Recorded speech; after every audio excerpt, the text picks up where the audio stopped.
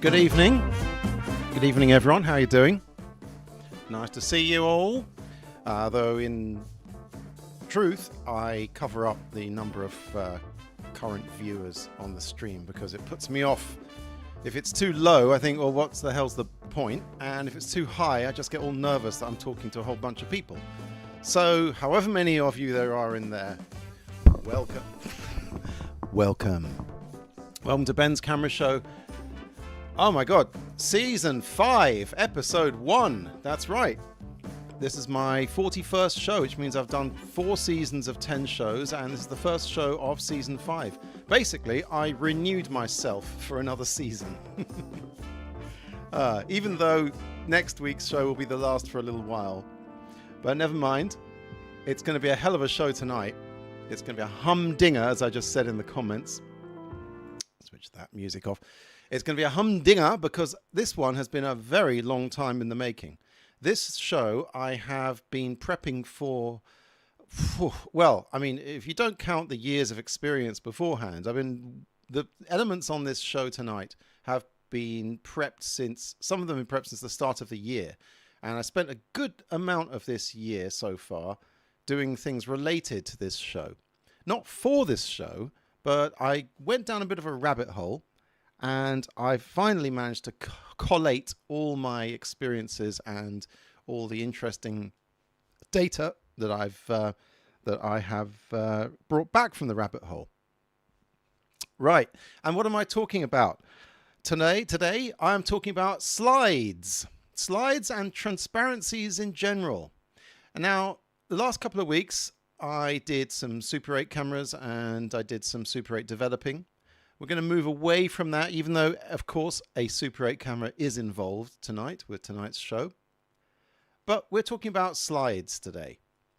And I'm going to go through a little bit of the history of slides for those of you who didn't really grow up with them or know anything about them. And to do that, I'm going to go into my little box over here. So here I go with my disappearing act. Whoop! And boing! Here I am. Now, slides. What are slides anyway? Slides. This is a slide. All right. Good night, everyone. Hope you enjoyed the show. Nice to see you. No, there's a bit more to it than that. Slides are transparencies mounted in cardboard, plastic, or even glass. The light shines through from one side, and there's a lens on the other side that projects that image onto a wall or onto a surface. Now, that's the very simple part of it. And that basically is so simple that slides have been around for a very long time. They were around at the very start of photography, the very outset of photographic invention. I'm going to take you back now to back in the day. And that was which was a Tuesday, by the way. Ha ha ha. Yes, an old joke, whatever. So what came first, the photo or the slide? Well, actually, in a way, projected images came before photographic images because I'm talking about things like magic lantern shows, and they go back to the 1600s, believe it or not. That's right, 1600s. My goodness, let's have a look. Let's see what was kicking around then. Yeah, you had something like this, which was a magic lantern. This is before even electricity. They used to power these things on with candles to begin with. Candles, then oil lamps.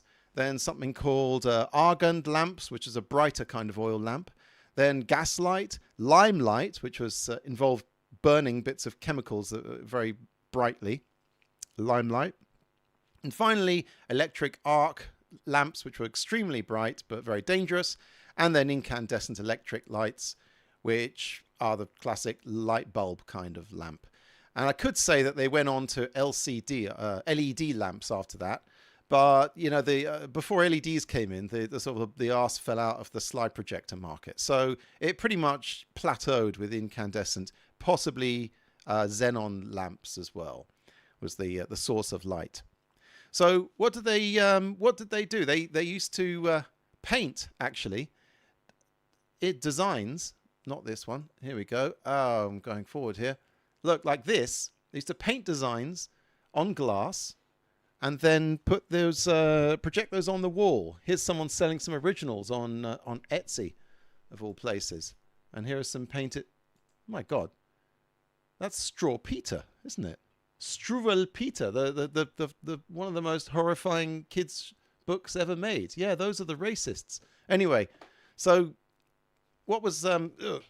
Whoops, slide just stuck to my hand there. So yes, who was the actual inventor of actual photographic slides? Well, it can be traced back to Wilhelm and Frederick Langheim, who invented something called hyalotypes. Hyalotypes. Hey, Barry's in the house. Hello, Barry. Hello, old radio. Hello, Joe Schmo. And so we're looking at something called hyalotypes, invented by the Langheim brothers in 1850. As a time reference, it was only 1840 that Henry or William, what was his name, Fox Talbot, invented the negative paper and print system that we all know these days. So after they invented the hyalotypes, which were basically glass which had the image on it, exposed on it, and in this case it's a stereoscopic. In fact, if I defocus my eyes a bit, there you go. You go cross-eyed and look at those two, you'll see a stereoscopic image. And these were sold with viewers for people to see 3D versions of various scenes. What came after hyalotypes? Well, gelatin emulsion was invented, which is a big deal. Gelatin emulsion meant that you could put transparent pictures onto flexible, kind of plasticky surfaces. What have we got here? Now this is the first color slide. That came in 1903. So gelatin emulsion was invented in 1871. And then in 1903, the Lumiere brothers, yes, those ones, the famous Lumiere brothers, they invented the autochrome process, which were the first color slides ever invented. And they used potato starch and various dyes to build up layers of color on a single piece of glass. And they came up with this process. Amazing. Whoops, not that. So that was the Lumiere brothers. Then the next big innovation, I suppose, was in 1935 when quite appropriately enough, 35mm slides came along. And then finally, and I'd say about 1965, I'd say the last big innovation was the carousel projector, which we'll be having a look at later. So what are slides for? What is the use of them? Oh, look at that. That's lovely. That's a picture from 1900, a stereoscopic trichrome autochrome color photo, which might have taken hours and hours to get the exposure there. Beautiful. So yes, what are the uses of slides? Why do we have slides even? Well, obviously the first use you can think of is to project an image to a room full of people. It's for mass viewing, for slide shows, if you like. It's not just for a photo that you look at or study. It's for projecting onto a wall so everyone can see it. Also, this meant that they were used a lot for audiovisual displays before digital projection, such as that you would find in museums, galleries, that kind of thing. Sometimes they would actually use multiple projectors all hooked up together in series to have some kind of automated display. They even had a trigger system which would trigger various tape recorders to play, or one tape recorder to start and stop to do a whole audio-visual display. So they were used in museums, galleries, and then of course artists use them for art installations. I've seen some art installations with 3 slide projectors side by side to make a big kind of cinerama style widescreen, all different pictures coming up at different times. And artists also designed designs on slides themselves. You could actually do various things to slides, and in an artistic fashion. You could paint on them. You could get a slide that's already a photo and manipulate it. We're going to be going into loads of that stuff later on. My goodness. I've got so much to show you. Holy crap. On all sorts of media as well. So, yes, what else? What else were slides used for? Well, photos for print media. Print media, newspapers, magazines, quite often photos were submitted by photographers in slide format instead of as a negative or as a photo. That was, there were some various reasons for that. Firstly, slides are easier to work with than negatives because you can see positive, you can see exactly what you're doing, you just get them all on a light box. In fact, let's have a look at what a light box would look like these days. Because, of course, they used to have all light bulbs in them, and they were extremely... Oops, no, not that one. They were extremely bulky and everything. But these days, you can just get these flat panel LCD ones, which are... or LED, rather. LED ones, which are nice and easy to organize your slides in. You can look at all your... you can select which ones are going to go into the newspaper, the magazine, whatever. They have these things... This is called a slide viewing loop. You put it on top and you can put your eye up to that and you can see in more detail, there we go, what's going on the slide.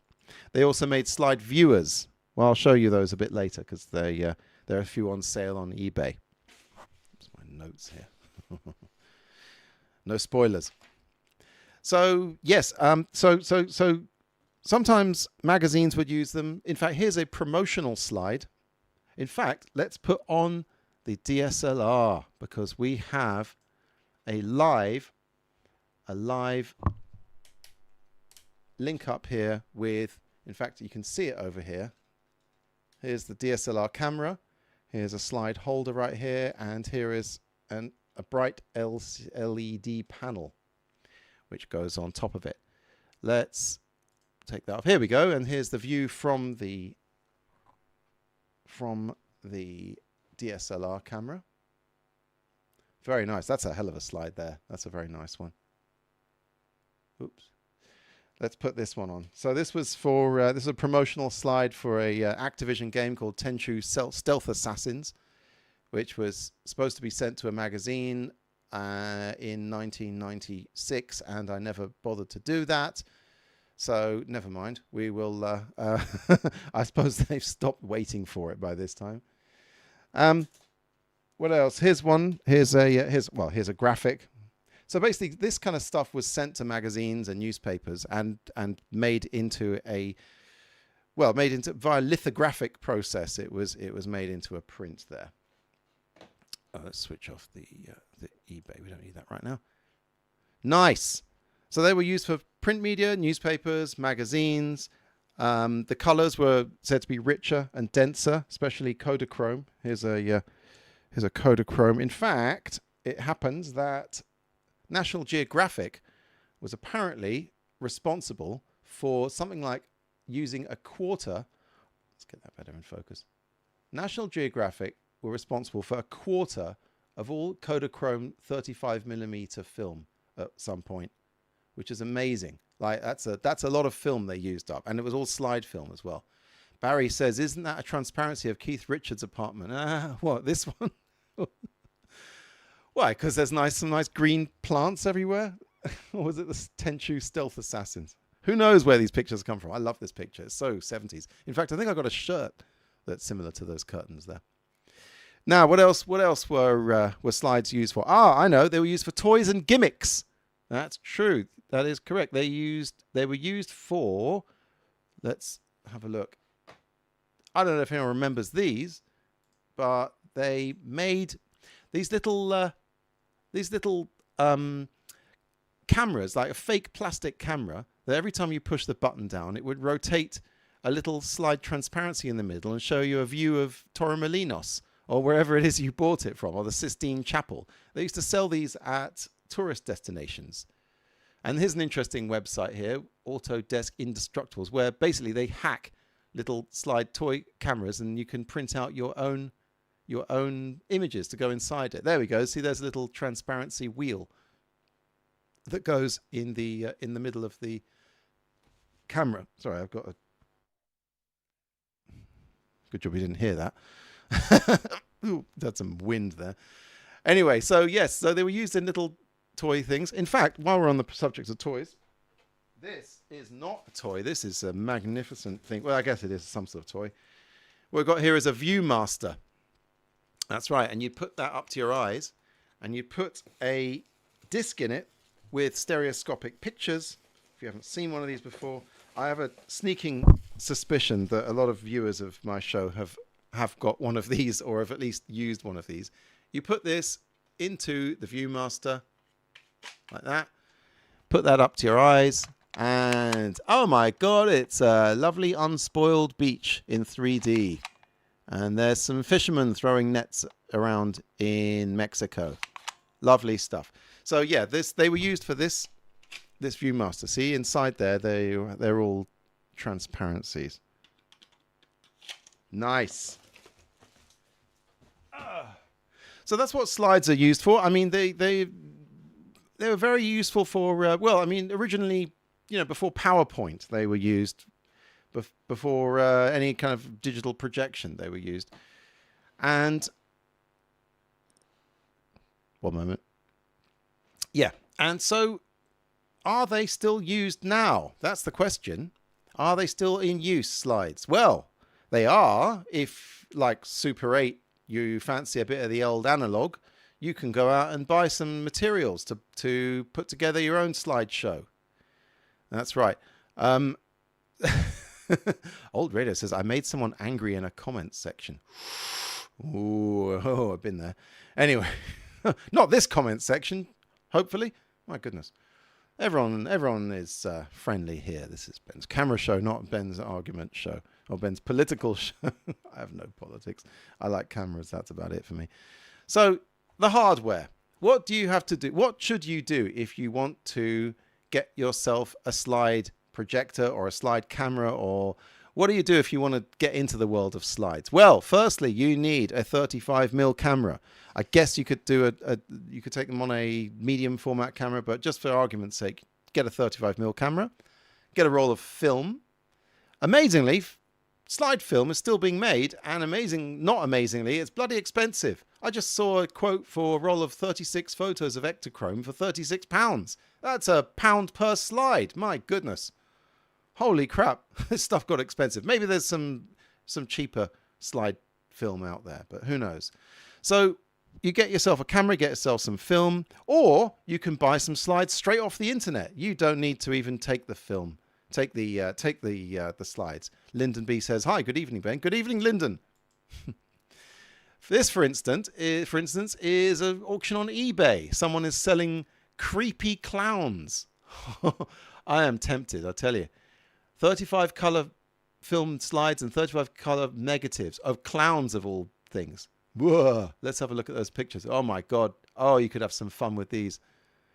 Yeah, good job they're selling them on eBay, because I certainly wouldn't. Oh my God, look at that freak.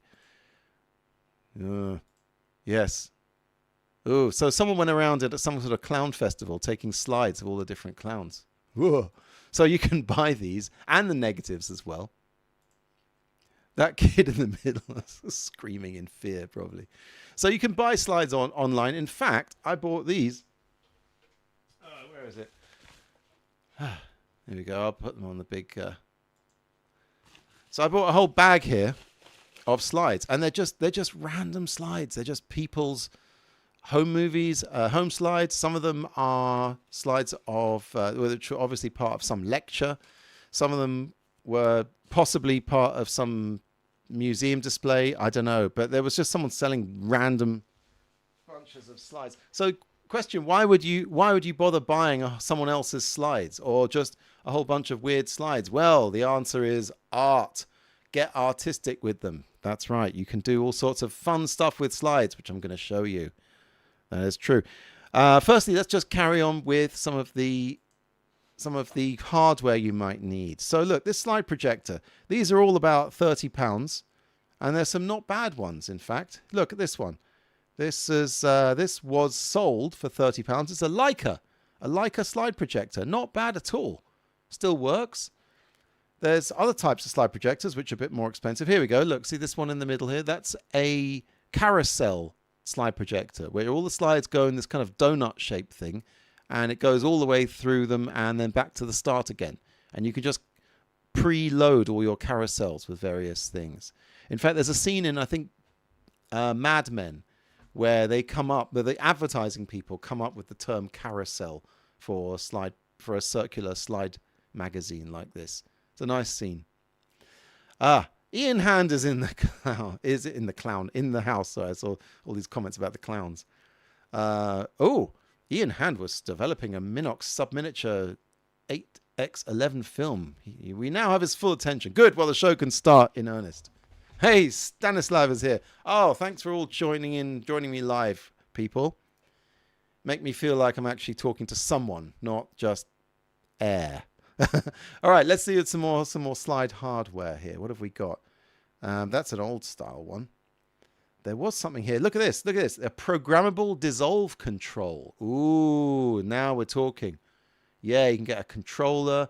You can get the slide projector. They're not really expensive considering how much they cost when they came out. I mean, 30 quid. That's the price of like, what, 4 pints of beer in the UK. And you can go home and watch slides instead. Or both. Have a few drinks, go home, put some slides on. And then wake up in the morning wondering what the hell you were doing last night. Anyway, so these are slide projectors. You can get remote control like units with them. You can get timer switches that you plug into the back of these. So it will just put the slides on a timer and project one after the other forever. What's this? I'm curious about this. This is something, it looks like it's got a tape recorder involved in it as well. Where is it? I want to see the pictures. Ended. Come on. Let's see. There we go. Damn it. I just had it. There. Wow. Look at this. It's like an audio-visual slide. Well, no, this is a kind of like a tape recorder, which is designed to be controlled by a slide projector. And it's in pretty crappy condition. I would not... Oh, yeah. For parts are not working. No crap. Let Techmoan sort that one out. What else can you get? You can get well, I've gone over the back projection light that we've seen. You can also get an LED light panel, which you'll be seeing later. And you can get a slide scanner while you're at it. Why not? Let's see what slide scanners are going for. They're mostly sold to people who've found the old family slides and they want to put them, make them digital. So this is a slide scanner. Oh, look, there's one that you put your phone into. That's pretty cool. You put your phone in there and the slide goes underneath on a little light box.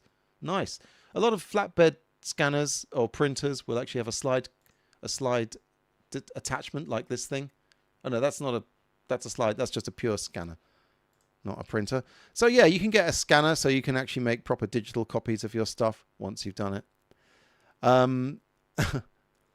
What about the thing Techmoan showed about the talking slides? Yeah. There's some. I've seen all of those. There's some very, very cool systems. Before computers, basically, there were all these systems put out by sort of educators. So you'd even with a mix of slide and Super 8. So it would go through the film, freeze on a Super 8 still, trigger the tape recorder, which would then talk, and then the film would carry on. And basically, a teacher can go out and have a cigarette while the kids in the 70s are watching that stuff.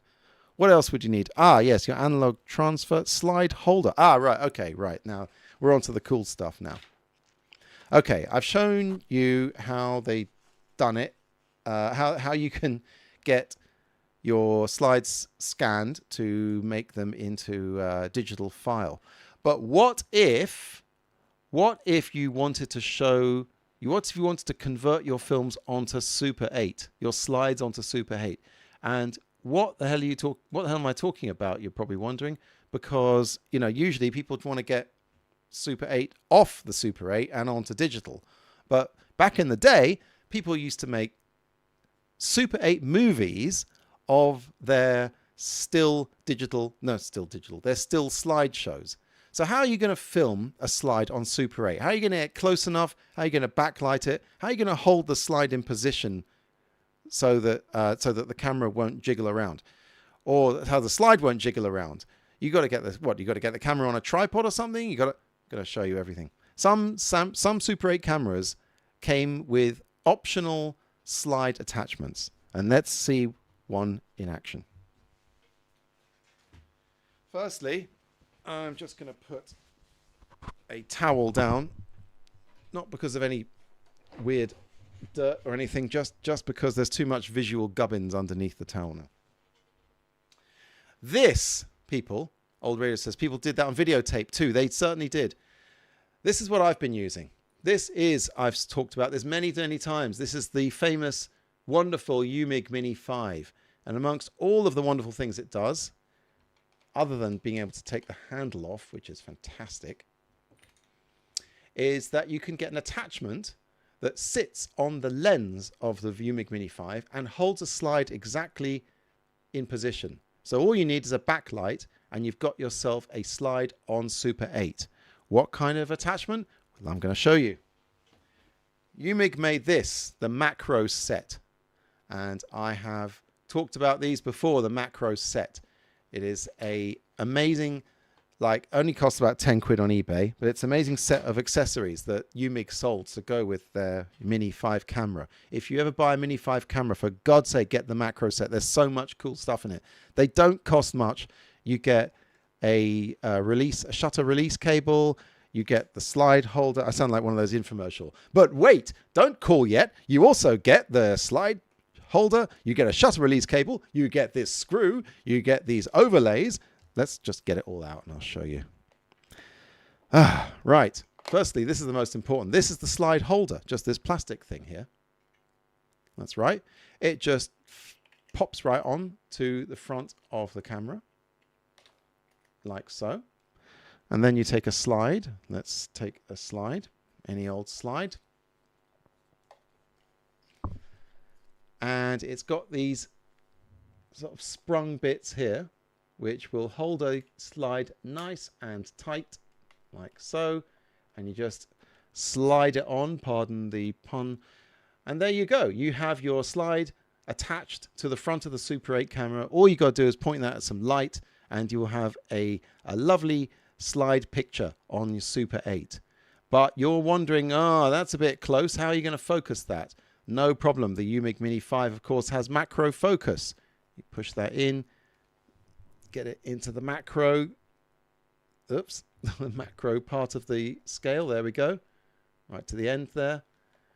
And you're away to go. But what frames per second do you shoot it on? And what kind of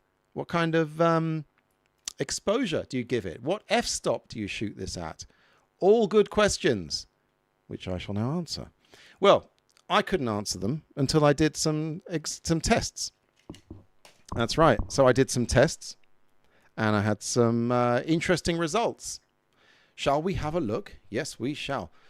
Oh, before I say anything else, very important, a skylight lens on the end of the camera. This is to protect the camera lens, because I'm going to do some gnarly stuff to these slides and it might affect the camera lens. So yeah, good idea to have a skylight. It's a good idea in any case to have a skylight lens on your camera. Let's put those away. Okay, we ready for some fun? Now it's going to get really interesting. As opposed to moderately interesting, how it was before. Okay. Let's go into the changing room, into the screening room, and we will see what's there. Let me just sort this for when I come back. No, I don't want that. There we go. Good enough. Yes, that's fine. That's fine. Right. Let's go into the screening room. Oh, I got some cool stuff to show you now. Right. Firstly, where am I? Here I am. Now, tests. Before I did any kind of nonsense, before I did any slide capturing on Super 8, I had to see what kind of f-stops worked and what kind of focus worked. So let's do that. Let's see what the results of that were. f2.4, bright, but oh my goodness, it's all soft. No way. 2.8, still soft. Let's stop down a bit. F4, getting a little clearer. Let's see F5.6. Yes, getting there. It's still a bit fuzzy. F8. Oh, I'm liking this. 11. Oh yeah, that right there. That's the one. 16. Yeah, that works as well, but it's a little bit darker. F11 was the sweet spot. And of course, I can't advise you all to use F11 every time because of course your backlight might be different strengths. But I found this works with my LCD panel on Kodak 50D. And of course, to shoot 50D at F11 needs a lot of light. But I found, of course, the f-stop narrowing made the picture a lot sharper. So I shot everything at f11. I think I did a lot at 9 frames a second as well. Now, some more tests, focus tests. Of course, you put it on macro, but there's like several different points on the macro scale. So this was all the way at one end, and then as I went on, no. Okay, so it has to be full macro, like completely right at the end of the macro scale. Now, what's this? What have I got here? What I've got here are these. This is a Lee Filters sample booklet. They're all color filters. These things are incredibly useful for any kind of artistic work. You're supposed to go out and buy the full-size gel if you like the filter that you got. But to be honest, most of these filters were big enough to do what I wanted to do. And here's what I wanted to do, which is to put a filter between the backlight and the slide. What does that give us? That's what it gives you. Nice. It gives you some the slide. And then that thing is a masking device, which will, there we go, give the old binoculars look. Nice. That's been the macro set. Then I tried to layer some slides. Didn't work too well. Too much light got kind of cut off. Although I did an interesting experiment here where I layered like 5 different slides. But, whoa, it's so quick. Blink and you'll miss it. Yeah. It didn't focus. It only focuses on the front one. And these I was holding slightly further away from the camera. So, well, it looks good. Anyway, so here's something you can do with your filters. Here's something I did with my filters. I put them all together into this nice kind of red, yellow, blue kind of thing. Hey, Manny's in the house. Hi, Manny. Hello, Ben from Arizona. Yay. We're having fun here, Manny. Yeah, so here's what you can do with putting the filter in between. That's on Super 8 there. That's the 50D. So we'll be seeing various effects and then seeing the Super 8 versions of them. So that's the 52. Very nice. Very nice. And then I got a Sharpie, started drawing on stuff. And so you can do that. You can get artistic. What's that? Yeah, I got some more here. Literally drawing on the slide and filming on Super 8. Here's some more. That was a good one. Done with those done with stop frame. Barry says, I use those on my R16 Bolex in the slide holder. Ooh, you've got a slide holder for your Bolex. I like that. I think they made a lot of slide holders. I know that they made one that you put on a 35mm camera and you can slide not slides, but you can put a Super 8 film in there and you can take 35mm pictures of Super 8 stills. Probably come out a bit grainy. Right, let's have a look at some more. We're going to have to look at some more. Now, here's how I made some titles. Okay, so you saw that thing with the gel. Here we go with some titles. Now, if you want to print something out and make a slide of it, you need this stuff, which is universal inkjet transparency film. They also make it for laser printers. And to be honest, it works better for laser printers. But if you've got a plain old inkjet, then you can print on it. It has two. Here we go. Here's it popping out some slides, which I printed out. I made these on Photoshop. There we go. So there are some titles I made, black and white titles. And the thing about these are, yeah, there's the Photoshop file that I made. Just printed it straight out onto this this transparent stuff that you can just put through an inkjet printer. The thing about the inkjet printing is it's a little bit. It's not very dense, to be honest. It's a bit thin. So what you have to do is to print several of them out and then layer them up inside a slide holder. So that's with one. That's printed out once. Not particularly good. But if you layer 2 of them, one over the other, you get a much nicer contrast and more density, more blackness around. So I ended up doing 3. I had to print out 3 of these buggers and put them all into a slide mount. This is a slide mount, by the way. It's a plastic holder with glass bits in between to sandwich the slide in there. So that's 3 of them there, and then the top one goes on, and three printouts. Very difficult to lay them on top of each other exactly, but I managed it somehow. I think I used tape to keep them in place. So once they've all been put together, I did the thing I showed you before. I made this nice little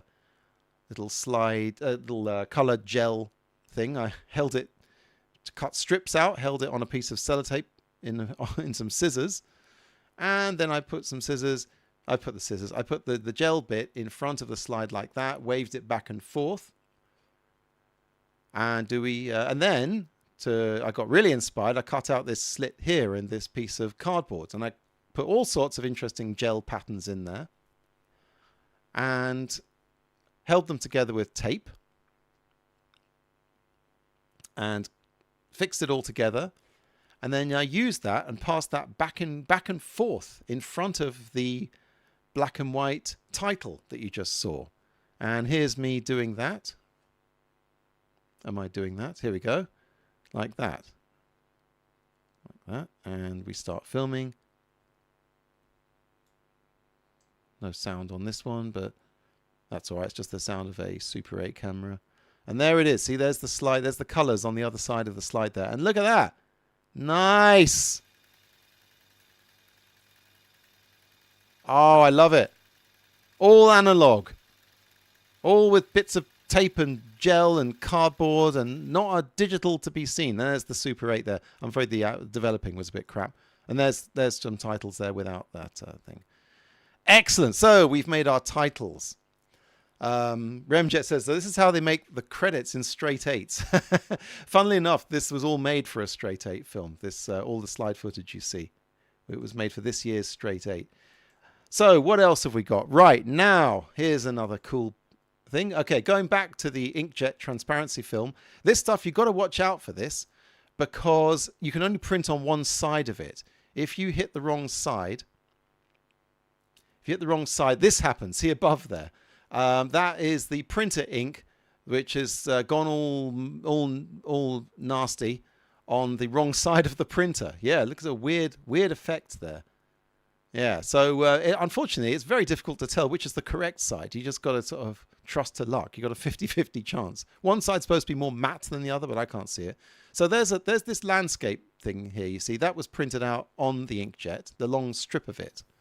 And here are some cut out parts of various slides which I got on the internet. Interesting parts. I cut them all out with an X-Acto knife and I placed them, nice focus there, Ben. I placed them on a strip of sellotape. In fact, I'll just pause it there. There you go. You can see the sellotape and you can see the slides there, the slide elements put there. Then I got the printed out part that I put on the inkjet and I put that on top of the sellotape. Very important. I put it inkjet ink up, not down. So I put that on top of the sellotape and the images there, and very lightly tapped it down to make it all stick. Come on, tap it down. There we go. And then finally, because the inkjet ink was on top, I got a cotton bud with some isopropyl alcohol and I wiped off the inkjet ink so you could see the slide element underneath it there. And I went and did that with all of those elements I stuck on there, which we'll see in a sec here. Yeah, we get the message. Here we go. And now here's the whole strip of those various elements stuck onto the inkjet thing. And of course, we're going to have a look at that. And I've got a slide mount, opened it out at each end, and just pulled it right through like that. Nice. And that's what it looked like. That was just without the bit stuck to it, and there's with the bit stuck to it. Nice. Very, I think I might have done that single frame, that bit there. Cool. Cool effect. And then I went mad with a few more. These are just some tests. Surface of Mars there. Various things pulled through the slide like that. Nice effect. Oh, some comments are coming in.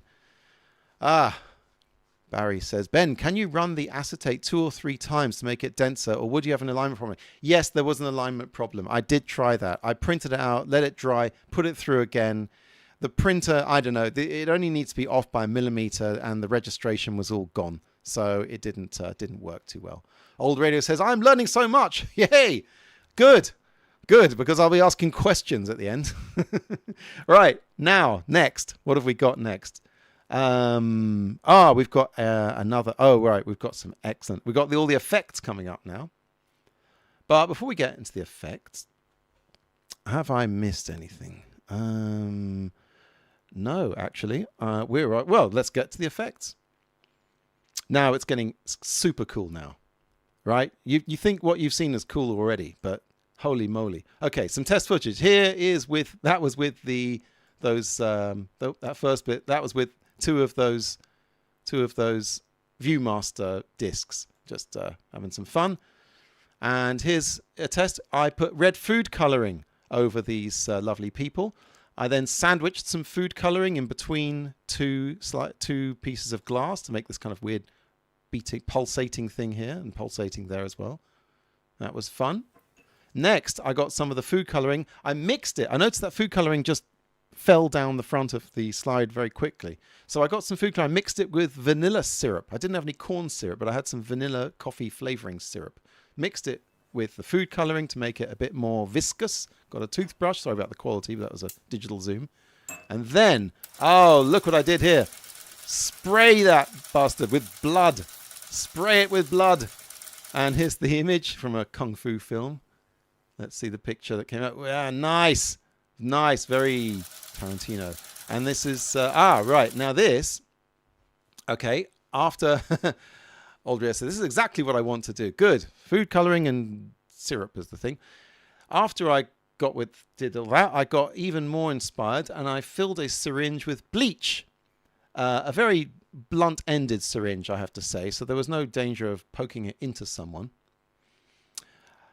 And I then dribbled the bleach down the slide. Now, if you do this on a slide, the emulsion side up, you can get some cool effects here, like this. Okay, so there's the viscous bleach, and here are dribbles of it going down, and look at that, changing the colors. It's eating through the emulsion, basically. There's a splat of bleach on there. What else did I do with the bleach? Well, here's some more from the left-hand side. Of course, you could do it upside down like that. Nice. You can only do this once, by the way, because once these things are bleached, they are gone. They're buggered. And then I got the toothbrush. Oh, no, I didn't get the toothbrush. I got a regular paintbrush. This is fun. And I realized you can paint a slide with bleach, have a bit more control over it, and you can make the sun go down on a nice beach scene. Look at that. The bleach is turning the sky red. Let's do that again with some with a picture of I believe it's a stained glass window. So when the bleach eats through the emulsions, first it goes blue like this, and then it goes pink. It's magic, people. And here's bleach with the old toothbrush sprayed onto a completely black emulsion. And look at this. This is so cool. Bleach gets sprayed on. Wow. And then it eats through. That's amazing. Let's see that again. I was so happy with how that turned out. Turned out amazing. So the bleach, I had to put tissue on it, stop it getting on the camera. Nice. Now, what's this? Right, we're on to the next thing. We're on to the burn now. You know the classic when the Super 8 projector or any projector stops and the picture gets burned through because the light is so damn bright. Well, I didn't have time to do that with a light, so I got a little torch here, one of these little sort of crackhead pipes here, and boom, burn it, burn baby. I learned also that you should put a glass slip cover on the other side of that, otherwise the smoke goes all onto your lens. I have to clean that up. So here's an old slide which I burned, some Kodachrome here. My apologies to the lovely lady in the picture. I actually, after a while, I stopped burning any pictures that had people in it. It just felt wrong, you know. Just don't do it. So I went on to some architectural destruction here. There, nice. Lots of toxic smoke there. And there it goes. Bubble it through. So you can make that effect using slides. Very nice. Let's see some more. Let's see another one. Here's some test footage I did. Oh, it's fun. And oh yeah, so okay, we're on to the next one here. This is a good one. Just give you a moment to have a drink. Right. I don't just have slide film in my possession. I have some 16mm film. I have some 16mm which was lovely, donated to me by the lovely people at the Cinema Museum. They sometimes have just too much stuff, and it has no real use in the in the outside world. So I thought, what if I make something like this? In fact, I've got, I think, some slideshow pictures of me. Oops. Here we go. Let's have a look at the slideshow. So that's my workspace. There's the camera. Now this is interesting to show you before I go on. How did I look through the viewfinder to see what the hell I was doing while I was doing all that? I had to put, as you can see here, a camera on another tripod. That's rather a phone. And the phone lens had to line up exactly with the viewfinder lens. Now, if you've ever tried to take a photo through the viewfinder of a Super 8 camera, it's a big pain in the ass. It's very hard to line them up. In fact, most of the work I did was trying to line up my phone here with the camera. And no, I couldn't find a way of attaching it onto it permanently, because it was like the tolerances were millimeters away. Okay, so there's this light. There's the slide panel. Here's the bleach that I was about to put onto that one. That's a lovely pattern here. This was made from dribbling bleach with some bubbles in it. Yeah, it looks almost like some sort of alien face there. Nice. Looks like eyes or something and a mouth. Here are the different percentages of bleach to water that I used, because thick bleach was a bit too thick to get through the syringe. I found 75% bleach worked pretty well. 50% as well worked well. And of course, had to wear the nitrile gloves. Right, here we go. Yes, okay, so that's how I did it. There's the view through the viewfinder on my mobile phone, an old cracked screen, crappy phone, which I used just as a kind of... It looks a bit like a video camera with a flip-out screen like this. But that I found was the only way to do it and to be able to see what I was doing at the same time. So here I have... Here, this is a good way to show it. So there's a 16mm film there that's going through a slide mount with various gels to the side of it. And there it is again. Let's look at the video.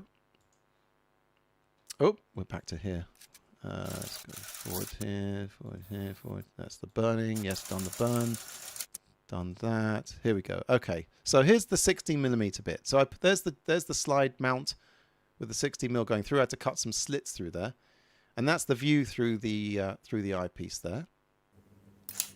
And I would take one frame and then pull it just a little bit, one frame along on Super 8. I'd do one frame on Super 8, one frame on 16mm. And between each one, I pulled it along. I had to do this about 150 times. There we go. So that's the view as I'm taking each individual picture. And also, I changed all the stuff on the sides as well. How did that look? Let's see. Nice. There is actual 16mm images going on there behind there. Oh, what's this? Well, that's the next effect.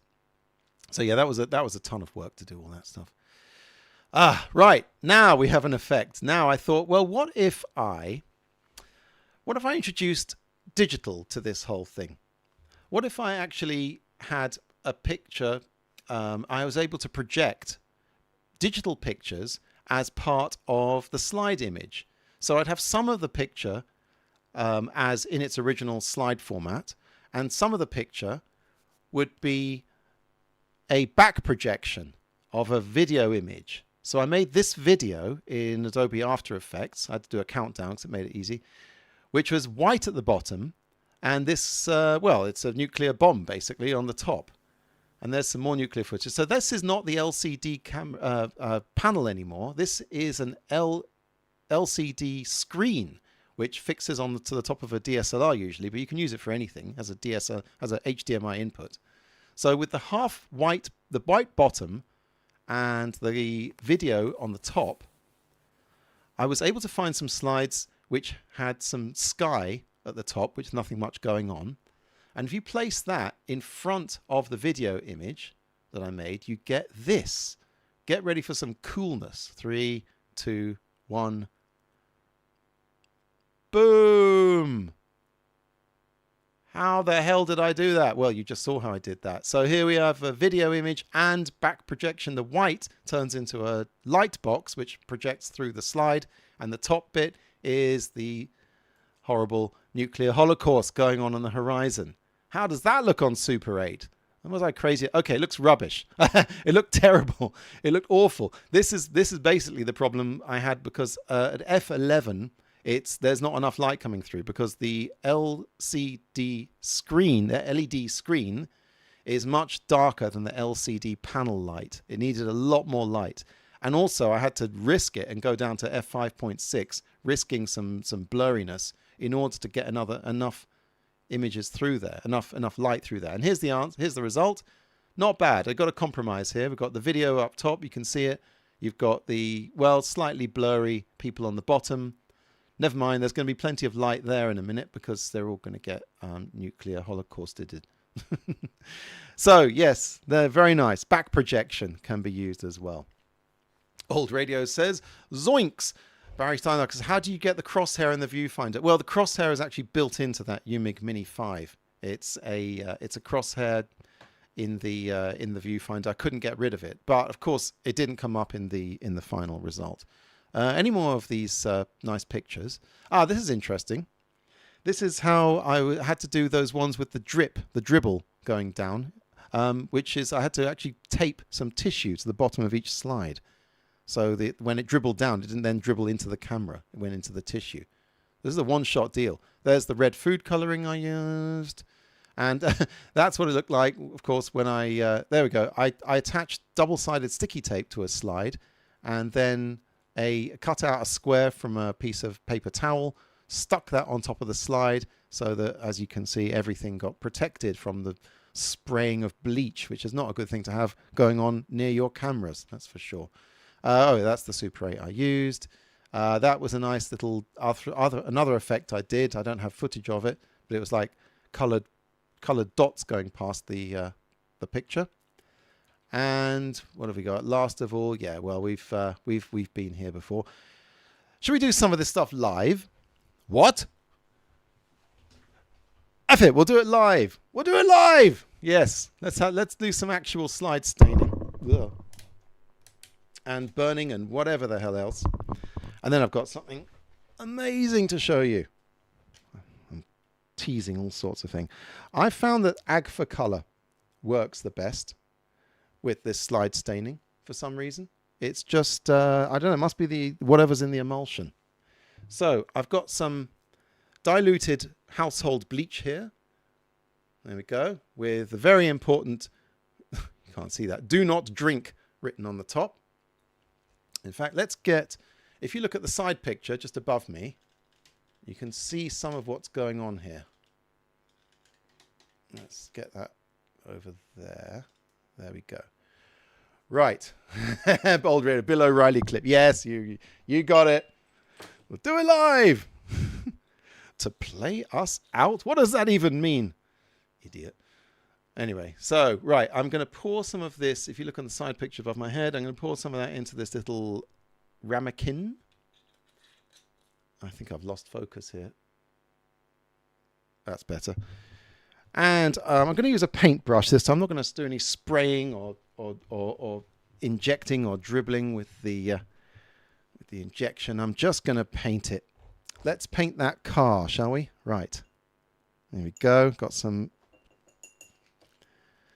bleach on my paintbrush and some happy little trees here and some the magic paintbrush, and there we go. It's going blue.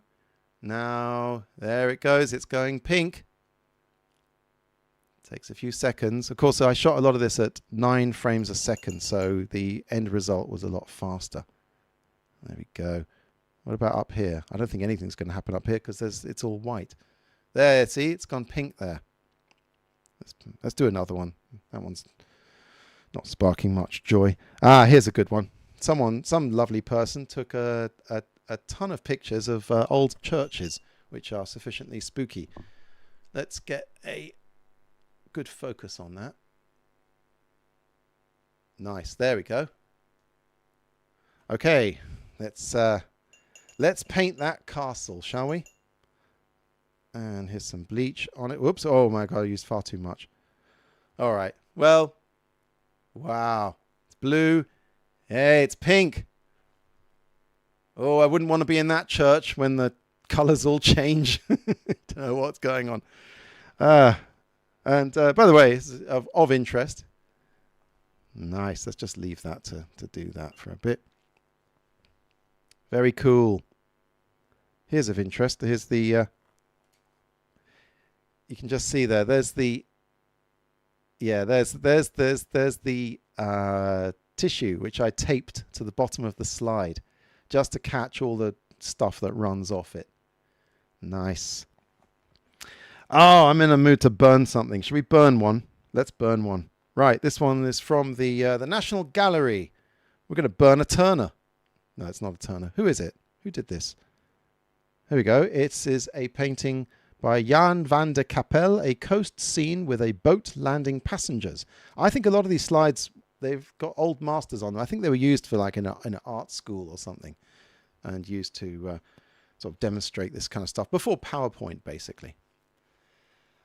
Right. Okay, I've got my little jet lighter here. Let's burn it. Here we go. 3, 2, 1. Hey! Nice. Cool. Oh, you can have some fun. Should we burn another one? Before I gas myself here. No, this is interesting. This is very interesting because different emulsions seem to burn at different rates, and different effects can be garnered. Now, after I burned that poor old lady, I decided not to burn anyone's faces anymore. So I burned the background of this one. But I found out, look at that.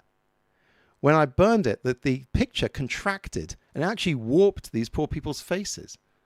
Look at that. That's amazing. Let's get that focused. Zoom out a bit. There, see?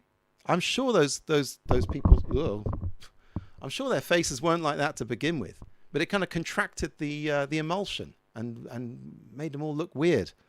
So I'm sorry about that, sir and madam. But yeah, I wonder how they're doing these days. Gosh. Any other live stuff we can go? Oh, yes. Okay, right. Now we're on to the coolest thing in the world. And you think I'm just like hyping this, but it really will look good. Now, Kodachrome. Kodachrome slides have were the color, as I've talked about in previous camera shows. The color of Kodachrome was added layer on layer, layer by layer. So basically, let's get up there. There we go. So basically, the colors and the black and white were all added during the development. I think that's good enough. Yeah, probably. And what does that mean? What does that mean for slides? You still can see right through them. So what's the difference? Well, here's where it gets cool. Right, I'm going to switch on an extra light here. Not that you think we need any more lights, but see this little lamp here with the thing here. Okay. If you hold Kodachrome at a certain angle, you can see the layers. What am I talking about? I'll show you. Let's zoom out a bit so we can... Here we go. Right. So I'm going to hold it at a certain angle. I'm going to hit the light at a certain angle. And you should be able to see... Wait, I've got a thing here just to cover up the image. There we go. Okay. So at the right angle, you should be able to see the actual layers that come up on the Kodak. Here it is. Okay, so you just get the lamp so that it's there, like that. There, you see that? Let's zoom in on that because it looks amazing. So what you're seeing here is the light bouncing off the surface of the slide, and this only works with Kodachrome. Only works with Kodachrome. So the surface of the slide here, let's zoom in a bit more, is made up of all these different layers of emulsion. And if you hit the light at the right angle, it looks amazing. It looks metallic. It looks both, whoops, not that. Oops, what did I do now? No, don't need that. There. I'm going to wiggle the light around a bit so you can see. There, look at that. Those are the layers of emulsion. In fact, you see how the guy's tie there? It looks like it's kind of textured. It looks like it's sitting on top of his shirt. I'm going to bring the backlight back in here, and you can see that where anything dark is, that's what's on top of anything light. If there's anything light, there's not much in there at all. It's pretty much transparent. There's no layers of emulsion there. But dark colors come up like this, like it's sort of. That's amazing. That's so cool. Let's look a bit closer. And this is super cool. I might have to mess around with the exposure so you can really see what's going on. There we go. There we go. Okay.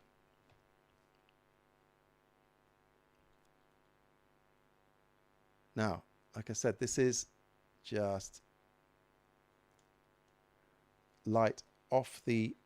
There we go. So that's the light shining through from behind, and that's the light shining onto it on top.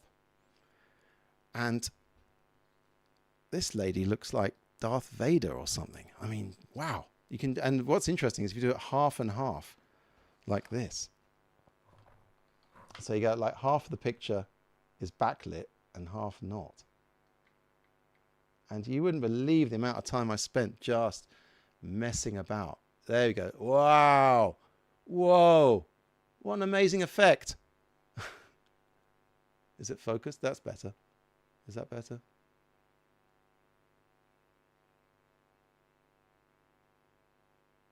You're all going to wait while I get this focused, because, my God, look at that. Wow. Unbelievable. Wow. And that's only Kodachrome. If you get hold of Kodachrome footage, Kodachrome slides, you can get this, you can see this amazing effect. 60s sitcom family, says Old Reyes. And Stas Vlad says, Ben, do you feel sorry for the slides? Yeah, I feel sorry for people whose life's work, not life's work, but whose life's collection of all their important pictures ended up getting sold on eBay.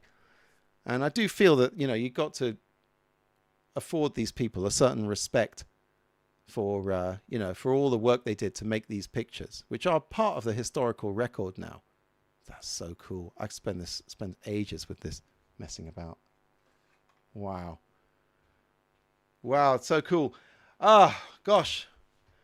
I think on this we're going to go to the final thing, the final show.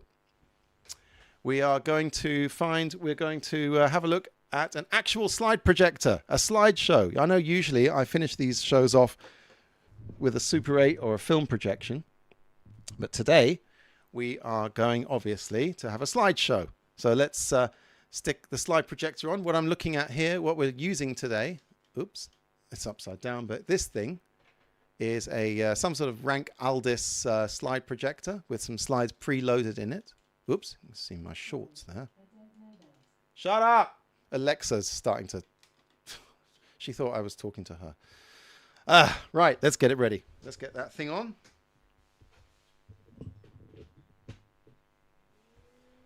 Go. It makes a noise. Oh, nice. Now, of course, I have to turn the lights off because that was as was the fashion in those days.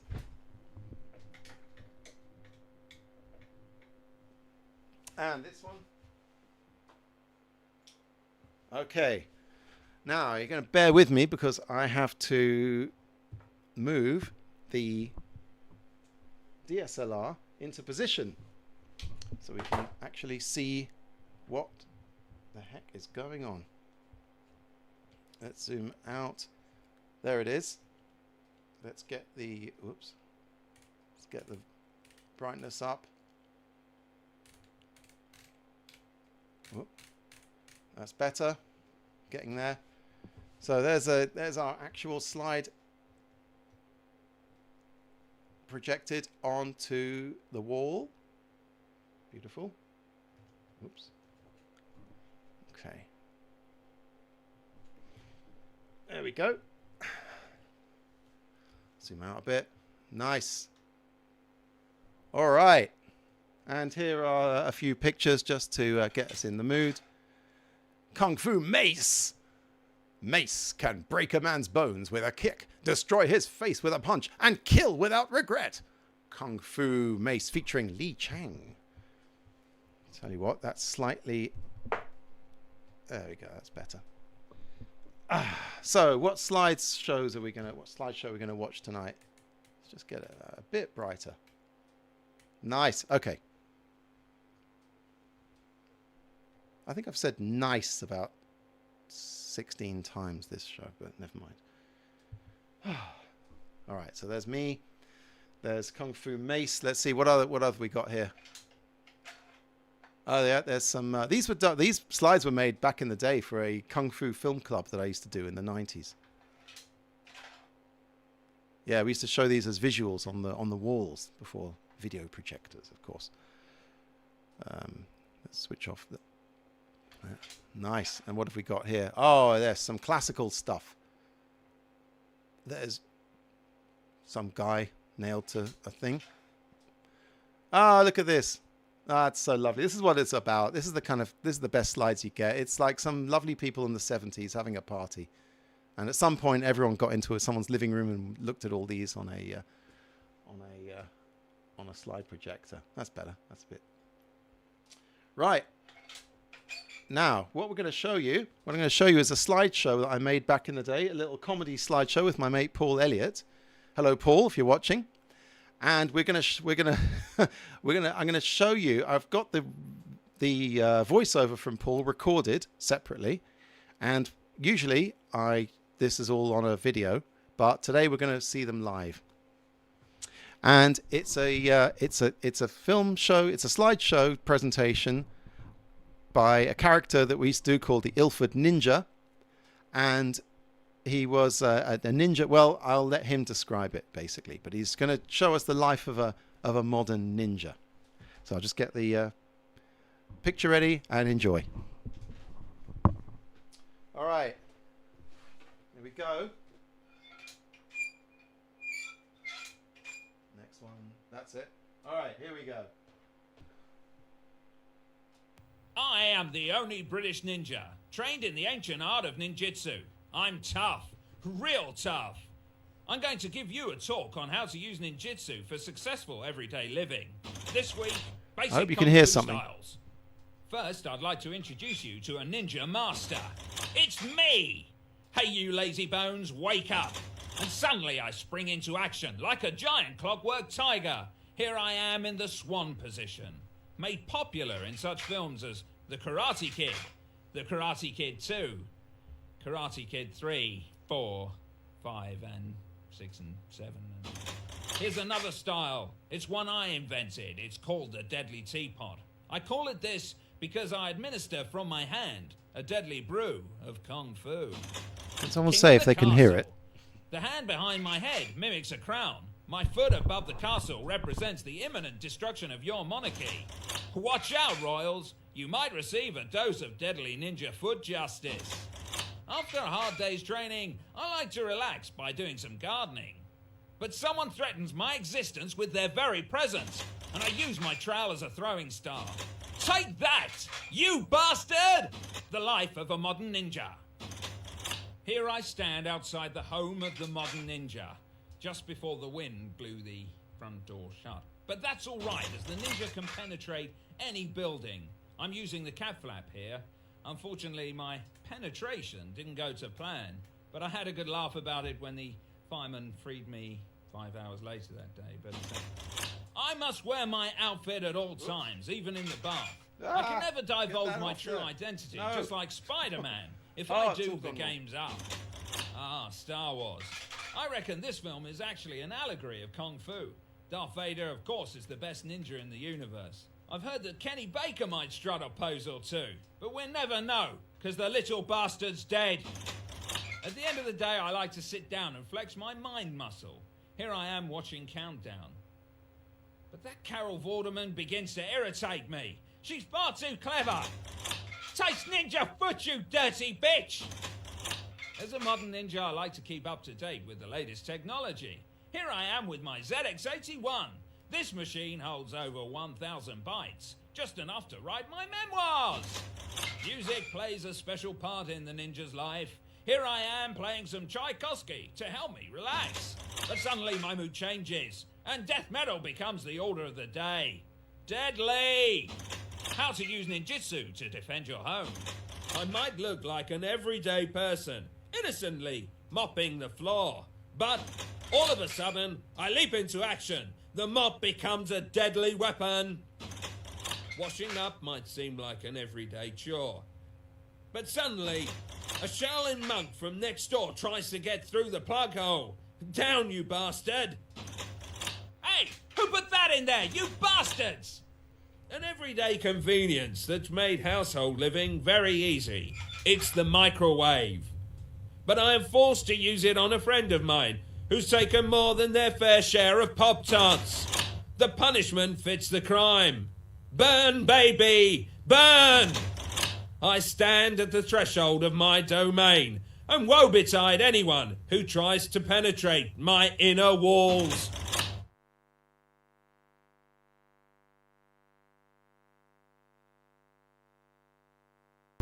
There we go. Oh, I can't even hear myself anymore.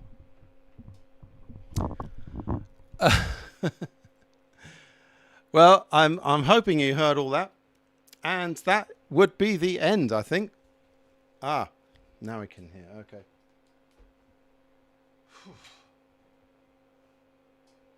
Well, I don't know what happened there. I can't seem to hear myself anymore.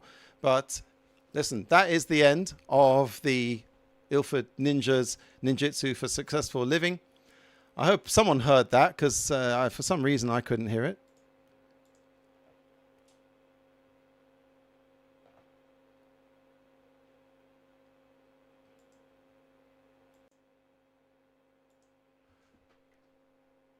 Oh dear. Did anyone hear that? Oops.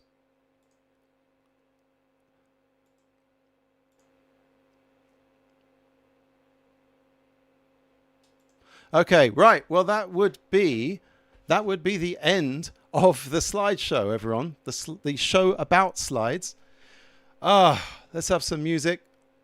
I don't know. I'm working kind of deaf here. Now I can hear that. That's right. That was, whoops. Oh my God, what a show. What a absolute humdinger of a show, an episode. I said it would be a humdinger, and I was correct, was I not?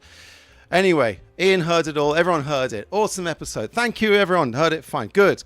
Well, that was something sort of a glitch in my own headphones. Glad you heard it all. The next show will be next week, Thursday, 29th of June. I don't know exactly what I'm going to do that show. I am going to, I've got a few things planned. I have a very important show planned, but I don't know if I'm going to have everything ready for it by next week. Anyway, whatever I have next week, I promise I won't half-arse it, at least not in any visible manner. So go out there, buy some slides. And if you don't buy some slides, buy some slide films and make some slides. Have some fun. Have all your friends round. Have an actual film event with your slides. Everyone knows what slides are on PowerPoint. Show them what original slides were that actually slid. Anyway, that's it, everyone. Thank you. Good night, and I'll see you next week. Thanks for all the comments, guys. Got some very nice feedback there in the chat. Stasles, thanks a lot. I'm Vladimir Strozo. I know who you are. Maybe you're telling other people. Anyway, thanks regulars, thanks new people, and I'll see you next week. Bye-bye.